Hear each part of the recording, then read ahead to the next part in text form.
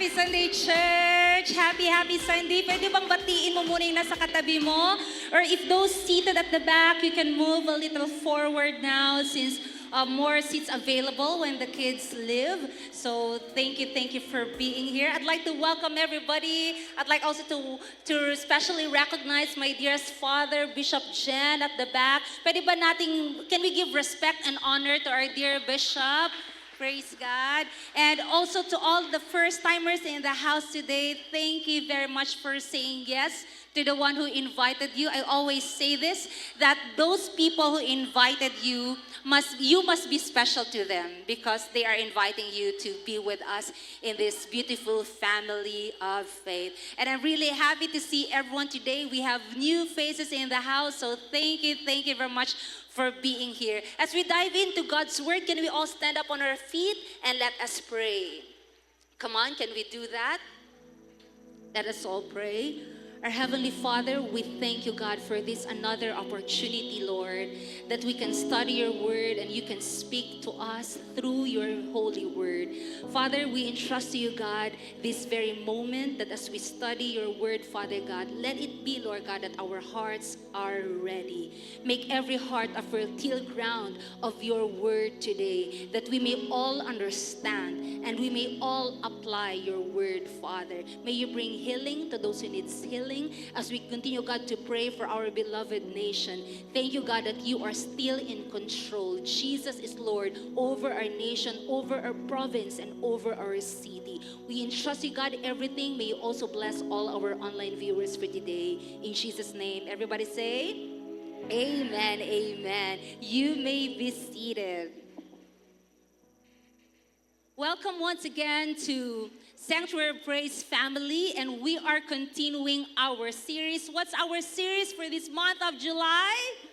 It's Grow Beyond Change. Our dear Pastor Franklin, shared with us last week that after encountering Jesus, after knowing Jesus, change is good, but change is not enough. We should grow. Everybody say, we should grow. We need to keep growing. As a baby, it's very impossible that we don't see them growing. And in spiritual aspect, we need to grow as well. Last Sunday for our week 1, we've talked about grow deeper. Sino po mga nag-life group this week? Pumalakpak. Blessed na blessed tayo. We've dig deeper with the topic that we have discussed last week. And for this week too, our topic is about grow stronger. Ayan. Everybody say grow stronger. And this is about growing stronger in the Lord. Because the reality of life will be full of trials. Will you say yes with that? Paglabas pa lang ng isang bata sa kanyang sinapupunan ng kanyang nanay, talagang umiiyak na siya. Kung hindi nga umiyak, kailangang paiyakin para malaman na siya ay buhay. And in the same way with our lives, we experience different trials and troubles. That's why we need to be stronger in the Lord.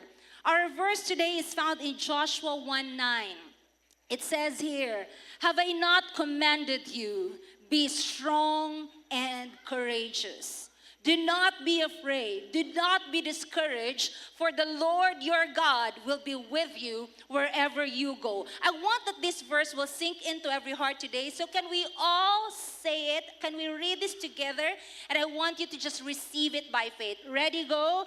"Have I not commanded you? Be strong and courageous. Do not be afraid. Not be discouraged, for the Lord your God will be with you wherever you go." Can I ask you this question? Have you reached a point in your life na masasabi mo, kailangan mo ng sobra-sobrang lakas? That you need more strength. Yung masasabi mo sa sarili mo, bugata na ani, oy. Yung hindi pa tapos yung isang problema, meron na namang parating. Siguro ang iba dito kakalabas lang sa isang problema. Ang iba nasa kalagitnaan pa ng iyong problema, hindi mo alam kung anong solusyon. Ang iba, parating, papasok sa problema. So whatever it is, I know that every one of us can relate on this, that we need enough strength Courage and strength is demanded in our lives. Halimbawa, ending a wrong relationship, kailangan mo ng lakas dyan. Amen? Pupunta ka ng trabaho, kailangan mo ng lakas. Amen? Pag mga pagsubok sa pamilya, kailangan mo ng lakas. Sa mga negosyo mo, or even waiting sa right time ng buhay mo, you need strength. And the verse of the Lord says today, be strong. Sabi mo katabi mo, magpakalakas ka ha. Ayaw pagluya-luya. Amen? Be strong and courageous. Do not be afraid. Do not be discouraged. Ang ganda ng salita ng Panginoon. Para kanino kaya to? Sa lahat na may mga bigat na dala-dala, no? I believe ng iba dyan, pangiti-ngiti lang yan, no? Sa labas. Pero sa loob, they are broken inside. Ang ganda at ang gwapo niya sa kanyang profile picture. Grabe yung ngiti.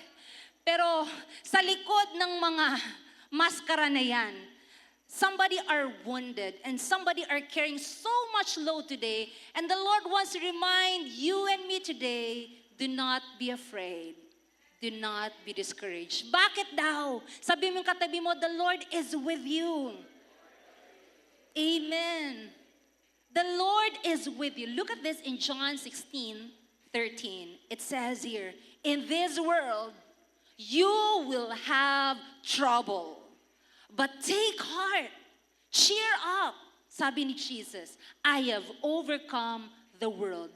Jesus did not say, you might have a trouble. Pero si Jesus mismo nagsabi, you will have trouble. Pwede ba sabi niyang katabi mo, maudi ay. Sinabi na ito ni Lord, na-predict na ni Lord. There will be days that you will experience wow days. Yung daming blessing, wow. May dumating na naman, wow. But there are days that you will experience the ouch days. Sakit, uy, grabe, sinabi niya talaga yun.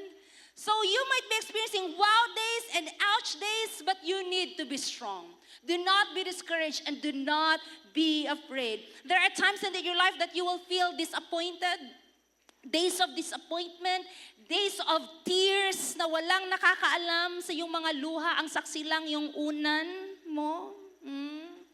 Di ba? Huwag ka ng mga ding-ding dra sa iyong kwarto. There will be days of tears and days when your faith is tested. But I want you, help me minister the person beside you. Say to that person, be strong. Amen. So the question today is not about, will I experience problem? But the question today is, will I be stronger? I believe and I declare that maybe you came here with problems and you will leave here with the same problem. But one thing that I can assure you today, you will live stronger. Meron kang lakas na matatanggap galing sa ating Panginoon. And you know, in dealing with problems in our lives, we need to be intentional. Kakatapos lamang natin po ng first half of the year. Ang tanong, sa natitirang kalahati ng taong ito, will you still be the same? Or will you be stronger? Will you be still the same? Or you'll be wiser, braver, and stronger? Now, there's a story in the Bible, in the book of Haggai 2, verse 4, where these people have experienced so much trouble that when they arrive in their home, they have seen that their houses were burned, nasunog ang kanilang pamamahay, the temples were ruined. But look at this, what God said. In Haggai 2, verse 4, it says here, but now be strong. Let me read that one more time. But now be strong. Maybe some of you came here brokenhearted, but the Lord says, but now be strong. Meron kang kailangang bayaran at hindi mo pa nababayaran. Sabi ni Lord, but now be strong. Kakahiwalay nyo lang, but now be strong. Hindi ka nakapasa, but now be strong. Maybe the doctors give you this diagnosis that you are very afraid of, but sabi ni Lord, but now be strong. But now be strong, Zerubbabel, declares the Lord. Be strong, Joshua. Be strong, all the people of the land, people of the SOP, people of Kidapawan. Be strong. Be strong. Can you say, be strong, and follow it with your name? I want you to say it that you really mean it. Ready, go. Amen. Be strong, Lay. Be strong, Franklin. Be strong, Zai. Be strong, declares the Lord, and work. Kasi ang iba po, pag sobrang lungkot na, hindi na nakakapagtrabaho. Hindi na kumakain. Wala nang nagagawa. Hindi nagiging productive. Sabi ni Lord, patuloy ang buhay, kapatid. Amen. Patuloy ang laban and work. For I am with you, declares the Lord. Say to the person beside you, God is with you. Amen. Wow. Be strong because you are strong, but be strong because God's presence is with you. Amen. The Lord is with you. Church, I pray that you will believe and receive this word of the Lord today with all of your heart. Some of you came here discouraged. Some of you here came with silent burdens and silent battles in your life. Some came here smiling outside, but so broken inside. I declare today, you will be strong, stronger than ever before. Now let me share with you things how to be strong in the Lord. Para po pag uwi po ninyo, may daladala po kayo na halimbawa may pagsubok na naman kayo ma-encounter this week, these words can help you this week. Number one, how to be strong in the Lord. It's seek God through His word and prayer. The first step to becoming stronger is not trying to carry your burdens, not going to your families and to your friends, but to seek the Lord. Don't run from the Lord. Run to the Lord. Meron po kasi mga tao na kapag may problema, lumalayo sa Panginoon. Pwede bang sabihin katabi mo, huwag kang lumayo kay Lord? Amen. Don't run from God. Run to God. Because many people do the opposite. When life gets hard, naku, wala na. Hindi mo na nakikita. They tend to disappear. They stop praying. They stop reading God's word. They stop going to church. They stop giving. And they isolate themselves. But church, let me remind you and me today that the very place where you receive strength is the very place that you should never leave. Dapat hindi ka lumalayo sa lugar na kung saan ka pwedeng magkakaroon ng lakas. Amen? Sino pong naniniwala dito na every time you attend church, every time you attend life group, mas nagkakaroon ka ng lakas. Amen? So dapat yung mga bagay na yun, huwag kang lumayo dun, kapatid. Because God speaks through His word and we speak God through our prayer. So without God's word, we'll never know His will.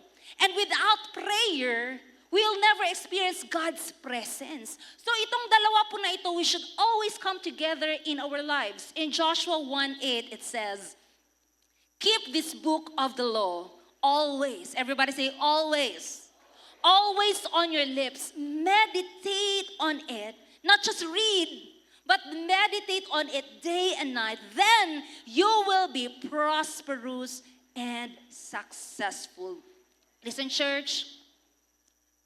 Seek the Lord in your life. Open your Bible. If you don't have a Bible, buy a Bible. Ang mahal nga ng cellphone mo, tapos wala kang Bible.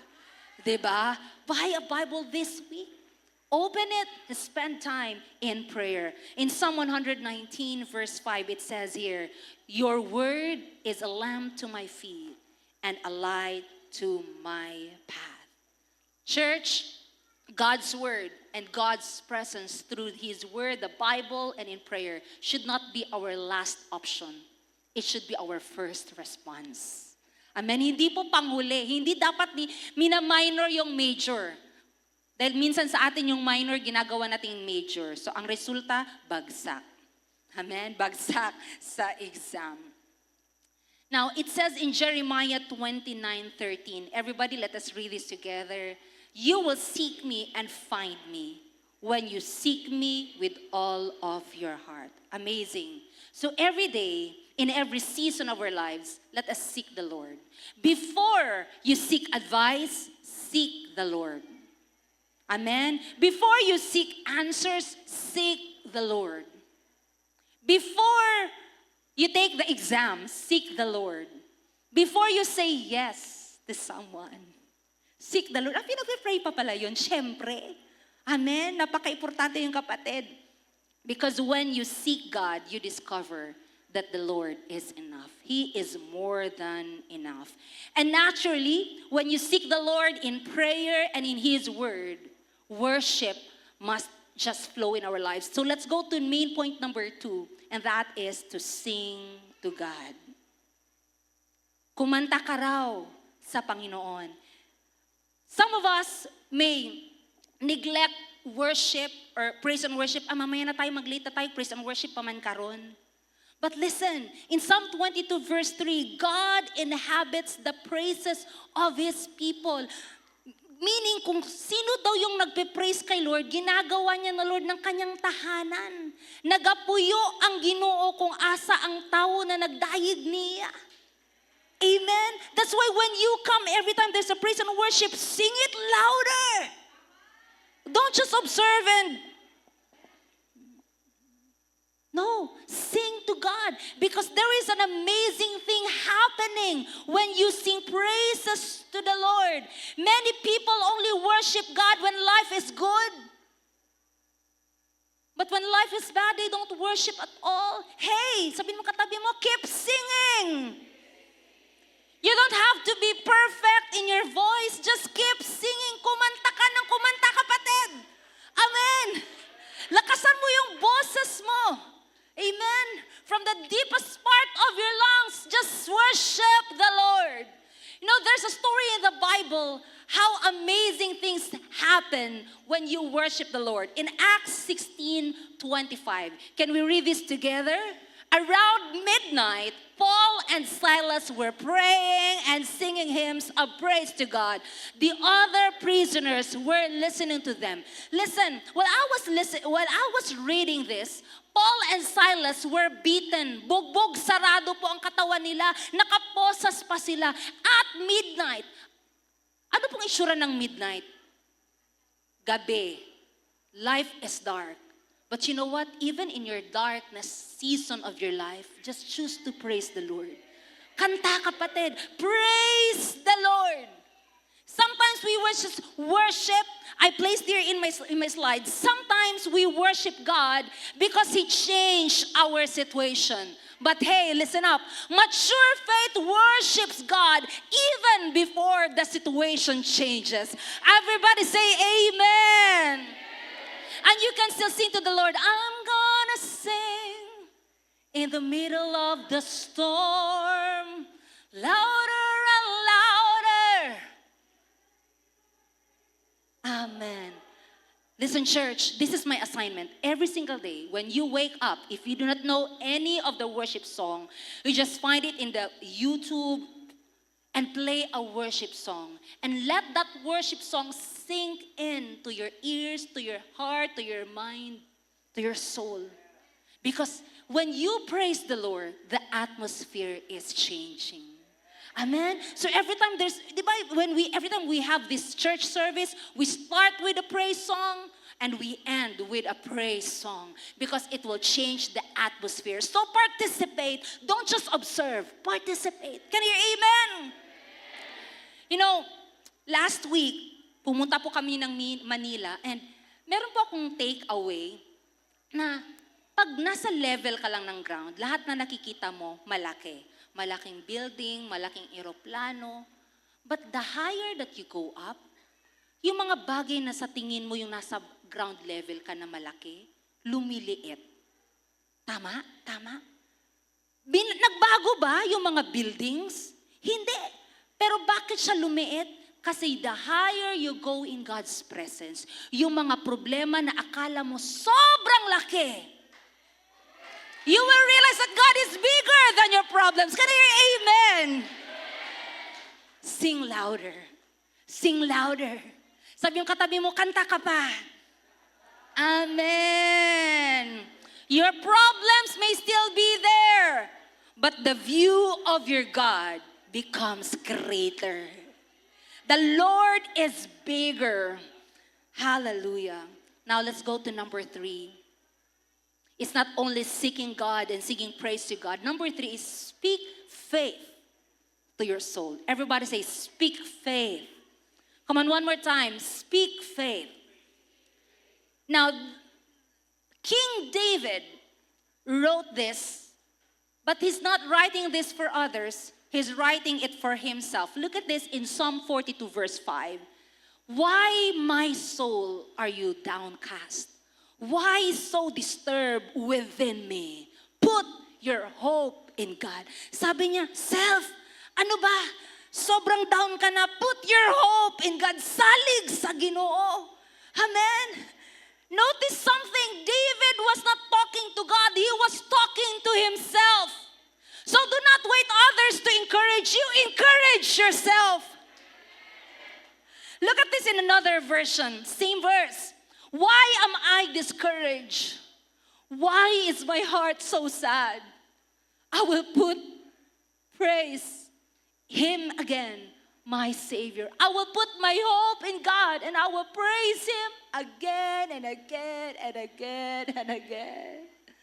Kapag nadi-discourage ka, sa lahat ng mga discourage ngayon, sa lahat ng mga may nabibigatan at iniiyakan ngayon, speak to your soul. Hey, get up. Have the ability, have the strength from the Lord, yet you can pull yourself up.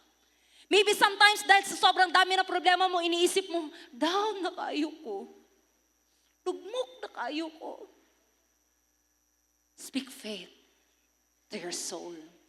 Sabi mo katabi mo, speak faith. Yes, our emotions are real, but don't let your emotions be your leader. Huwag kang sumunod sa emotion mo, kapatid. Dapat ikaw, speak faith to your soul. David could have said, I feel hopeless. Instead, he declared, put hope in the Lord. There is hope in the Lord. Maybe some of you here right now, you are in the road, the feeling mo, wala namang yun. Put hope in the Lord. Put hope in the Lord. Can I hear amen? David chose to preach to himself. Hey, wake up. Hey, can you minister your own self right now? Pwede ba ilagay yung kamay mo sa puso mo, sabihin mo, self, cheer up. Amen. Hindi mo na kailangan mag-post sa Facebook. Kanang imo mga pagbati, dito man imo ipagawas. Ayaw, uy, kaya di man ka-artista. Amen. Preach to yourself, put hope in the Lord. In 1 Samuel chapter 30, verse 6, look at this.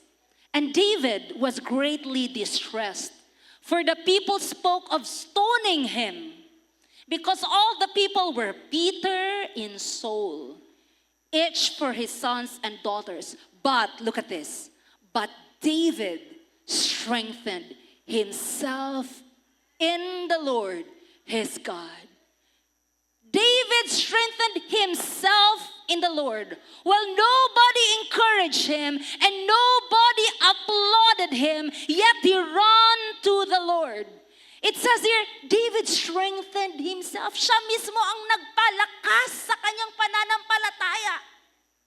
Hindi niya sinabi, Lord, i-encourage ko. No, David himself strengthened his faith in the Lord. Mga kapatid, palakasan mo nga yung loob mo. Ha? Mga tatay, be a leader of your home. Huwag mong dinidiscourage yung anak mo na mag-life group. Dapat ikaw nag-i-encourage. Can you hear amen? David strengthened himself in the Lord. I want you to declare this in yourself right now. I don't see a way, but God will make a way. Come on, declare this. I feel weak, but His strength is enough. Come on, declare this. I don't know how, but God will provide. I may be facing a battle, but God has never lost once. My situation may change slowly, but God is always working. Speak faith to your soul. Panahon na walang-wala ka na, sabihin mo, wala na gyud, purdoy na gyud. No! Speak faith. I am blessed. Amen? Pag open mo yung ref mo, puro na lang tubig. Praise God. May tubig pa. Amen? Hindi ka mauuhaw niyan, kapatid. Pag open mo ng wallet mo, speak faith. Amen? Money, come in. Speak faith. Sitwasyon mo na yan na parang wala na. Speak faith, kapatid. There's power in your faith. There's power in your words.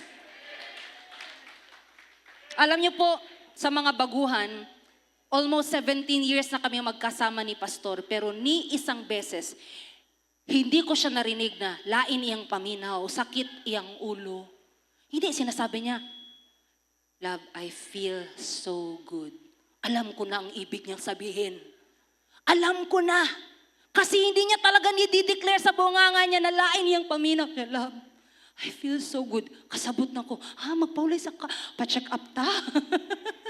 Because he always speak faith. Kaya nahawa na yung mga anak namin. O pag walang bigas, ma, daghan kitag bugas.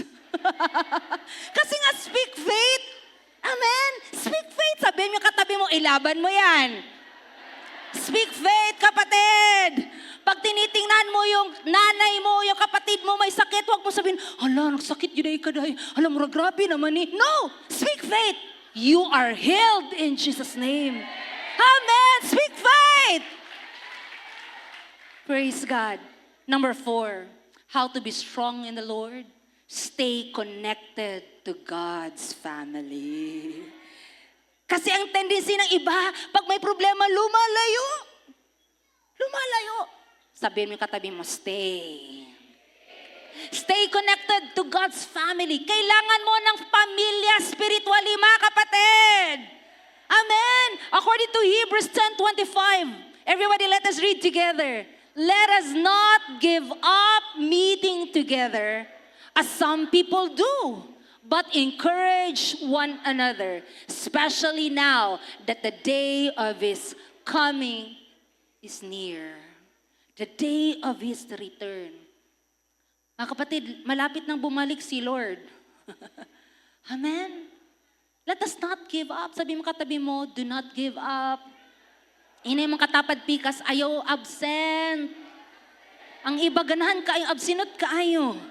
Oh? Amen? Do not give up. Stay connected.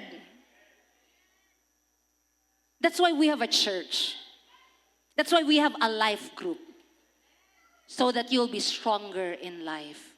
Isang beses ka lang nag-absent, sabi mo, karon lang ako mag-absent, you'll find out next week, absent na pud ka. Yeah, you'll find yourself doing that again and again. So if I were you, the best time that you go to church is the time that you don't like going to church. The best time that you go to your life group is the time that you don't like going to your life group. Sabi mo katabi mo, stay connected. In Ecclesiastes 4:9-10, 2 are better than 1. O sa mga nag-iisip, magminyo ba ko? Oy, ito na yung sign ni Lord. 2 are better than 1. When one falls, another helps him up. So yes na, oy. Amen. Say yes. Say yes to somebody because 2 are better than 1. Pero pag nagskwila pa ka, huy, pag skwila tarong. Abi nila sa mga youth, yes, pwede na gini, ay payo. No, para ni sa mga nagtrabaho na, mga nag-graduate, okay? Stay connected. Everybody say stay. Now let's go to second to the last. Strengthen others. Wow, I love this one. Strengthen others. In Proverbs 11:25, whoever brings blessing will be enriched. And whoever refreshes others will himself be refreshed. Wow. Will you agree with me that as human as we are, our instinct when we have difficulties and problems is just we focus on ourselves. Luuyan ako, oy. Pasin na nang nag-hospital ka, nya way nagbisita nimo nang luod jud kag taman. Oh, alay wala gid maka-remember na ako, no? You will always focus on yourself. But this verse says, whoever brings blessing will be enriched. Whoever refreshes others will be refreshed by the Lord. When you are in need, look for somebody who is in need and provide his need. And the Lord will provide your own need. Amen. This week, this is my challenge. Find somebody who is hurting. Find somebody who is in need and be a blessing to that person. Look at this in 2 Corinthians 1:4. He comforts us when we are in trouble, so that, everybody say, so that we can share the same comfort with others in trouble. So yung mga problema pala natin na pinagdadaanan ngayon, ikaw ang solusyon sa may taong the same problema ng gaya sa'yo. Sabi mo katabi mo, kaya pala. Amen. Amen. I remember Joseph in the Bible. When he was imprisoned, he encouraged others while still he in the prison. Jesus, while he was beaten, di ba may kasama sila that time na pinutulan ng tenga.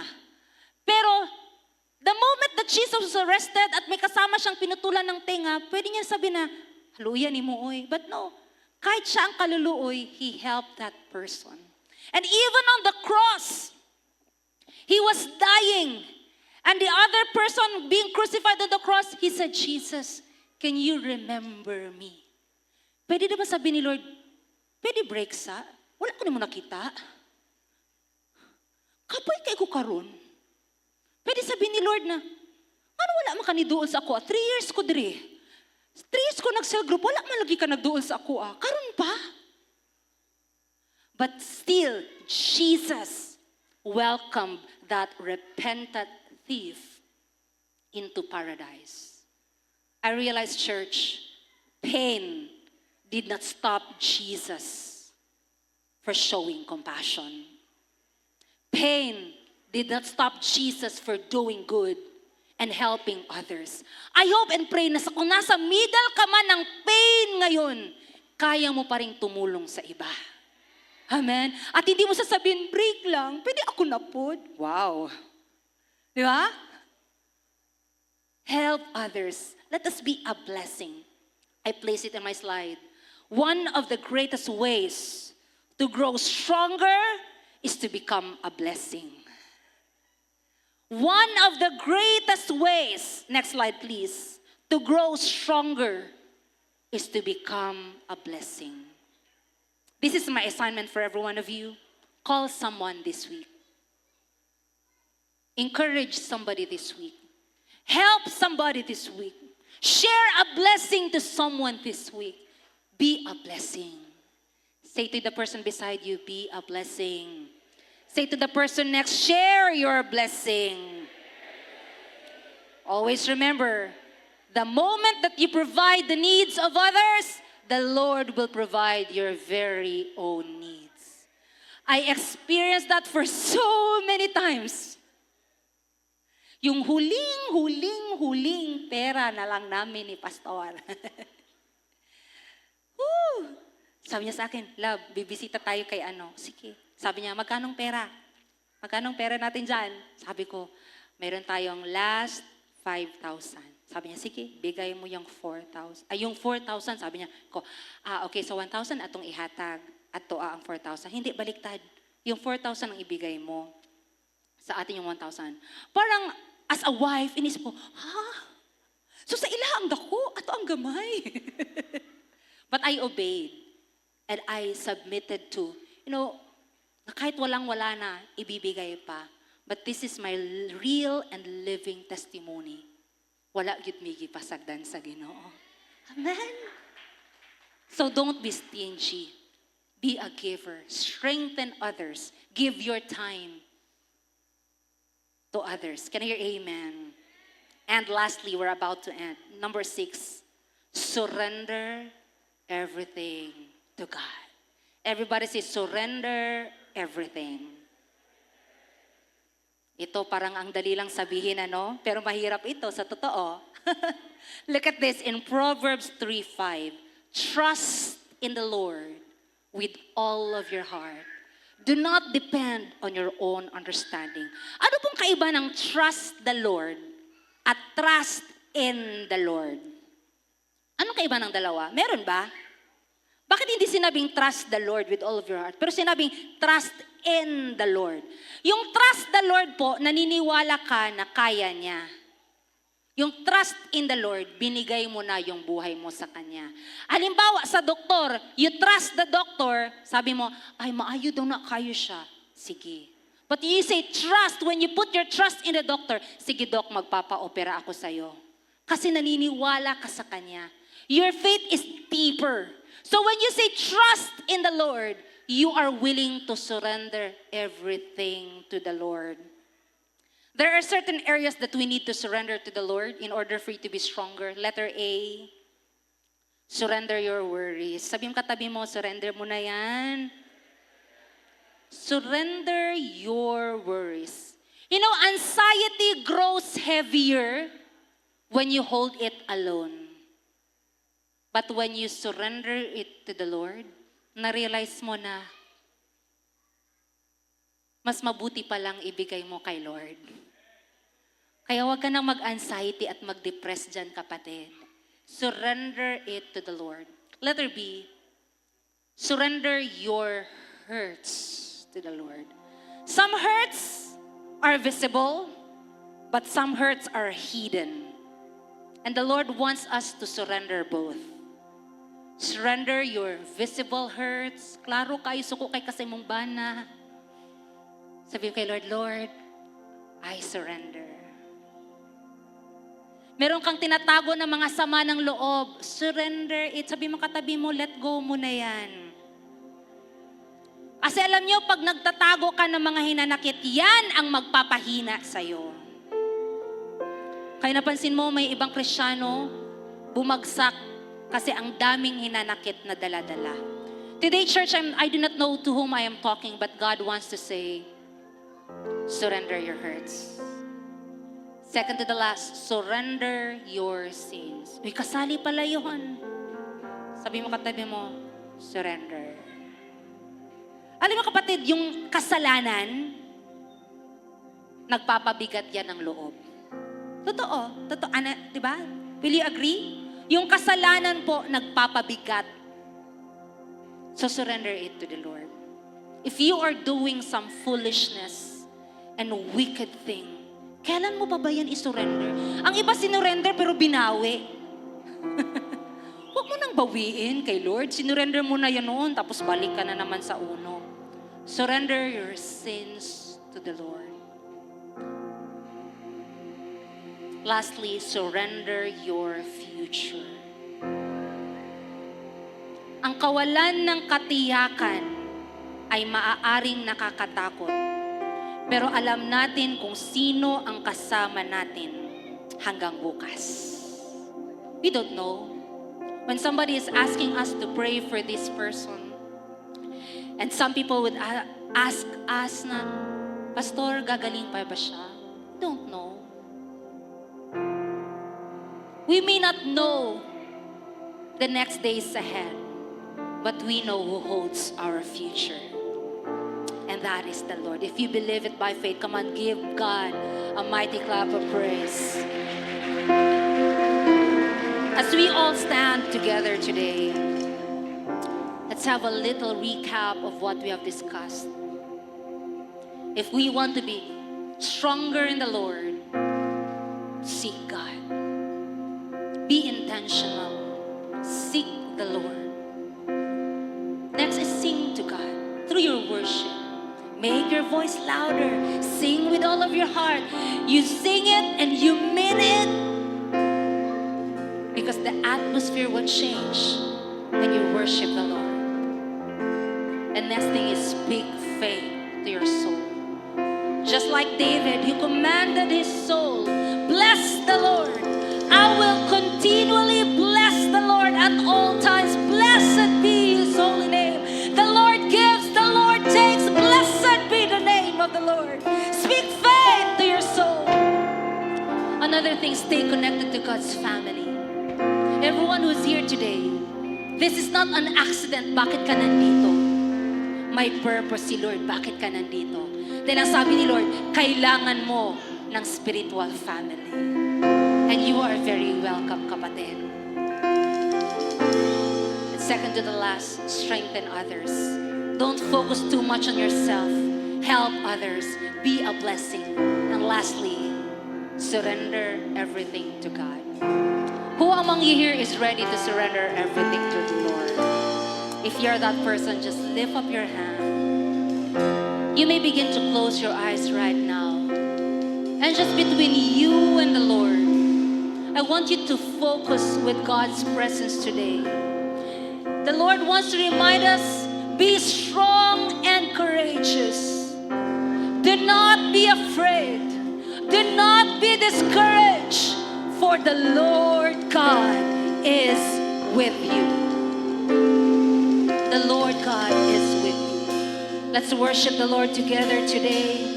If you are exhausted, if you are carrying some guilt, if you're carrying some burdens and pains in your life, choose to worship. Come on, begin to worship even without the song yet.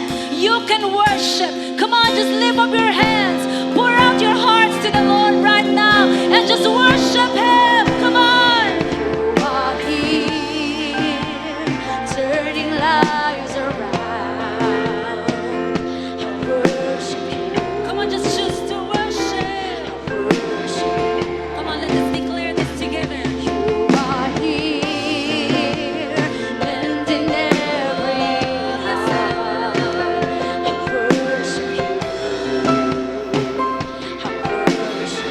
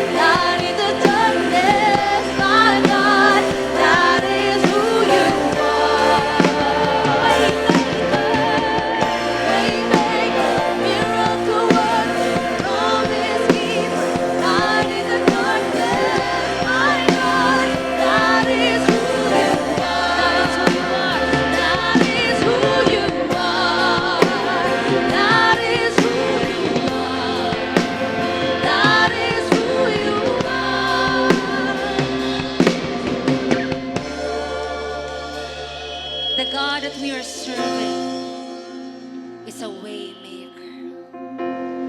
Even if it seems there is no way, but God will make a way. Receive it by faith today, church. Sa lahat po ng mga may takot, sa lahat po na may dala-dalang burdens today, the Lord is saying to you, do not be afraid. Be strong. Because God is with you. Sa lahat po ngayon na may bigat na dinadala, pwede mo bang itaas yung kamay mo? And I want to pray for you.